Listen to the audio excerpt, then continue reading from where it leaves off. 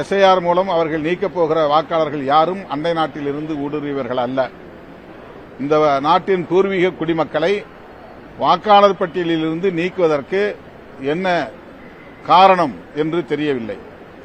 அதாவது இவர்கள் எஸ்ஐஆரை அறிமுகப்படுத்துகிற போது சொன்ன வார்த்தை, அண்டை நாடுகளில் இருந்து இங்கே ஊடுருவி அவர்கள் ஆதார் அட்டைகளையும் வாக்காளர் அட்டைகளையும் பெறுகிறார்கள், அவர்களுக்கு வாக்களிக்கக்கூடிய உரிமையை தர முடியாது, ஆகவே வாக்குரிமையை நாம் அவர்களுக்கு வழங்கக்கூடாது என்கிற அடிப்படையில் தான் இந்த தீவிர சிறப்பு சீராய்வு திட்டத்தை நாங்கள் அறிமுகப்படுத்துகிறோம் என்று சொன்னார்கள்.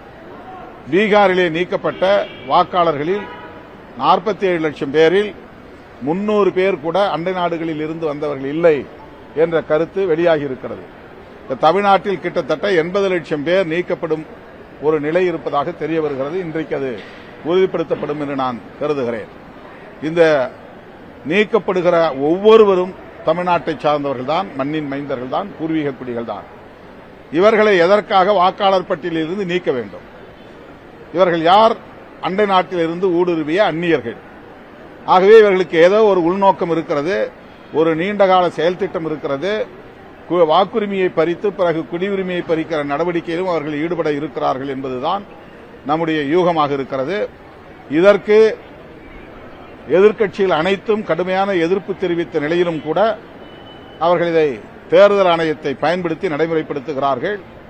வாக்குரிமையை பரிசோதிக்கிறோம் என்கிற பெயரால் குடியுரிமையை பரிசோதிக்கிற நிலைப்பாட்டை தேர்தல் ஆணையத்தின் மூலம் நடைமுறைப்படுத்துகிறார்கள். தேர்தல் ஆணையத்திற்கு அந்த அதிகாரமே இல்லை.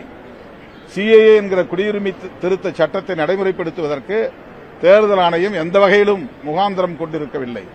ஆனால் பாஜக அரசு எல்லாவற்றையும் தான் தோன்றித்தனமான முறையிலே அணுகுகிறது, குடிமக்களின் குடியுரிமையை பறிக்கிற செயலில் ஈடுபடுகிறது.